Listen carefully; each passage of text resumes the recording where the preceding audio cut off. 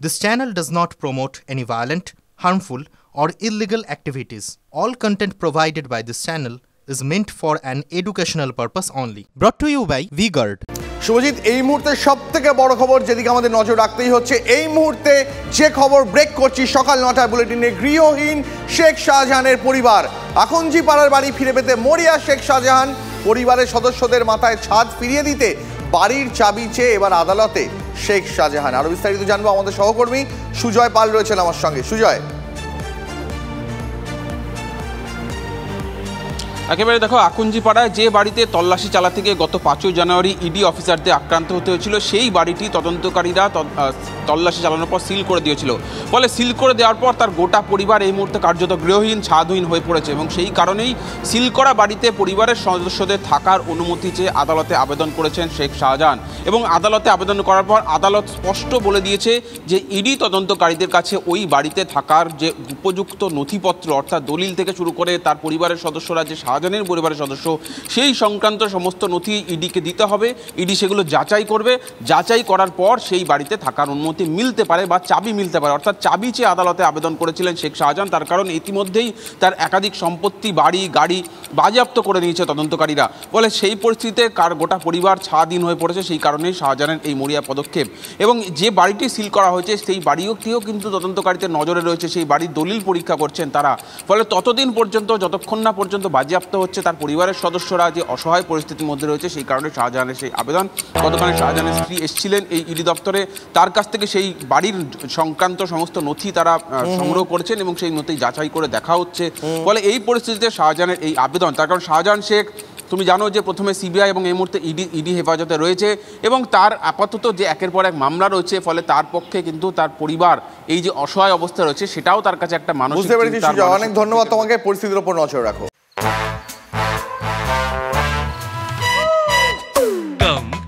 Come my love, please don't say no baby, come my love. V-Guard-এর air coolers, extra large cooling pads সহ যা বড় বড় মহারথীকেও ঠান্ডা করে দেয়। V-Guard air coolers, long lasting cooling.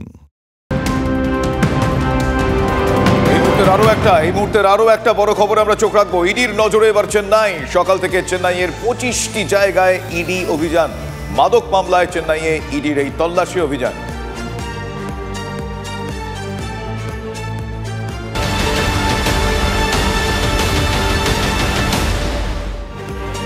পাশাপাশি এই সময় আরো একটা সংঘাত কিন্তু বেশ বড় আকার ধারণ করছে, সেটাকে বলা যায় এক কথায় এজেন্সি সংঘাত। এবং এজেন্সির সংঘাত এই মুহূর্তে তুঙ্গে। সারা রাত মন্দির মার্গ থানায় রাত কাটিয়েছেন তৃণমূলের 10 সদস্যের প্রতিনিধি দলের সদস্যরা। এনআইএ প্রধানকে অপসারণের দাবিতে তারা অনড়। রাতে ফোনে প্রতিনিধিদের সঙ্গে কথা বললেন মমতা বন্দ্যোপাধ্যায় এবং অভিষেক বন্দ্যোপাধ্যায়ের কথা বলেন। আজ বিকেল পর্যন্ত তারা ধর্ণা চালানোর হুঁশিয়ারি দিয়েছে। এখন প্রশ্ন, তৃণমূলের চাপের মুখে কমিশন কি আদৌ কোনো পদক্ষেপ করবে? সেই বিষয়টা কিন্তু রাজনৈতিক মহলের নজরে রয়েছে, কিন্তু তারা তাদের দাবিতে অনড় রয়েছেন। BJP party NIA, CBI, ED, income tax सब सेंट्रल एजेंसी को बीजेपी का ब्रांच ऑफिस मानता है। उन लोगों का मन मर्जी, मोदी बाबू और अमित शाह का मन मर्जी, बीजेपी का मन मर्जी, एनआईए, सीबीआई, ईडी और इनकम टैक्स चल रहा है और सब अपोजिशन को डिस्टर्ब कर रहा है ताकि वो ढंग से शांति से इलेक्शन ना लड़ सके। সুজিত, এই নির্বাচন কমিশনের দ্বারস্থ যে শুধু দিল্লিতে চাপ বাড়ানোর ক্ষেত্রে শুধু তাই নয়, এটা কিন্তু জোড়া স্ট্র্যাটেজি রয়েছে তৃণমূল কংগ্রেসের। এবার তারা রাজভবনে, গতকাল অভিষেক বন্দ্যোপাধ্যায় গেছেন, আজকেও যেতে পারেন সেই হুঁশিয়ারিও দিয়ে রেখেছেন। রাজ্যপালের সঙ্গে বৈঠকের পর কমিশনের নিরপেক্ষতা নিয়ে প্রশ্ন তুলে দেন অভিষেক। বিজেপির হাতের পুতুল মেরুদণ্ড বেছে দিয়েছে নির্বাচন কমিশন, তোপ তৃণমূল সেনাপতির।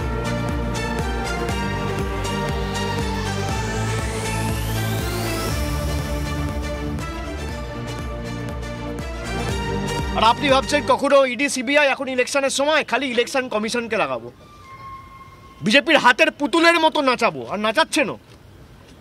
আর সেই ইলেকশন কমিশন যে ভারতের গর্ব, গণতন্ত্র রক্ষার্থে প্রতিদিন, প্রতিবার, প্রতি নির্বাচনের সময় অগ্রণী ভূমিকা পালন করেছে নির্ভীকভাবে, সেই ইলেকশন কমিশন আজকে ভারতীয় জনতা পার্টি সরকারের কাছে বশ্যতা স্বীকার করেছে, মেরুদণ্ড বিক্রি করে দিয়েছে। এটা নি ওইটা ইনভার্টার এসি। আপনি তো গ্যাম্বলার তাই না? গ্যাম্বলার? জুয়া খেলেন না? তুমি জুয়া খেলো? না, যা খুশি বলে যাচ্ছে। এত দামি আর ডেলিকেট এসি কিনে স্টেবিলাইজার যদি না নেন, সেটা জুয়া নয় তো কি মজাই? শুধু একটা ফ্লাকচুয়েশন আপনার ইনভার্টার এসির পার্টস ড্যামেজ করতে পারে। তাকে ভি গার্ড দিয়ে সুরক্ষিত রাখুন। V Guard, India's number 1 stabiliser. এখন নজর থাকবে আমাদের যে আজকে অভিষেক বন্দ্যোপাধ্যায় রাজভবনে যান কিনা। আমার সহকর্মী সায়ন্ত রয়েছেন আমার সঙ্গে এই মুহূর্তে। সায়ন্ত, রাজ্যপালের ওপর চাপ বাড়িয়ে রাখা, কমিশনের দিকে আঙুল তুলে রাখা, এগুলো কি সবই আসন্ন লোকসভা ভোটে বিজেপির ওপর চাপ বাড়ানোর স্ট্র্যাটেজি তৃণমূল কংগ্রেসের? একদমই দীপ, দেখো গতকাল সন্ধ্যাবেলায় তৃণমূলের রাজ্য প্রতিনিধি দল তারা রাজভবনে যান। নির্বাচন কমিশনে এনআইএর প্রধানকে অপসারণের জন্য 10 জন থেকে 12 জনের প্রতিনিধি দল দিল্লিতে গিয়ে ধর্নায় বসেন। অর্থাৎ নির্বাচন যত এগিয়ে আসছে তৃণমূলের তরফে কিন্তু নিজেদের কৌশল বারবার বদলানো হচ্ছে।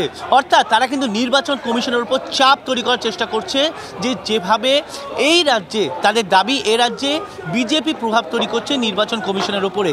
আর সেই কারণে বারবার এজেন্সি দিয়ে তাদের বুথ কর্মীদের গ্রেপ্তার করা হচ্ছে, তাদেরকে বারবার হেনস্থা করা হচ্ছে, ডেকে পাঠানো হচ্ছে। এই এজেন্সির চাপ যাতে নির্বাচনের মুখে তাদের সমস্যা না দাঁড়ায়, বিজেপি প্রভাব যাতে নির্বাচন কমিশনের উপর থেকে মুক্ত করা যায়, সেই দাবিতে কিন্তু তারা বারবার অনড় থেকেছে। সেটা নির্বাচনে আগেও থেকেছে, এখনও থাকছে। সেই জায়গায় দাঁড়িয়ে নিজেদের কৌশলকে বদলে এখন নির্বাচন কমিশনের উপর চাপ তৈরি করার চেষ্টা করছে তৃণমূল নেতৃত্ব। কারণ তারা মনে করছেন এই নির্বাচন কমিশন এদের মেরুদণ্ড বিক্রি করে দিয়ে, যেটা গতকাল সাধারণ সম্পাদক অভিষেক বন্দ্যোপাধ্যায় দাবি করেছেন। ধন্যবাদ তোমাকে। এই নিয়ে দিলীপ ঘোষ কি বলেছেন শোনাই একবার।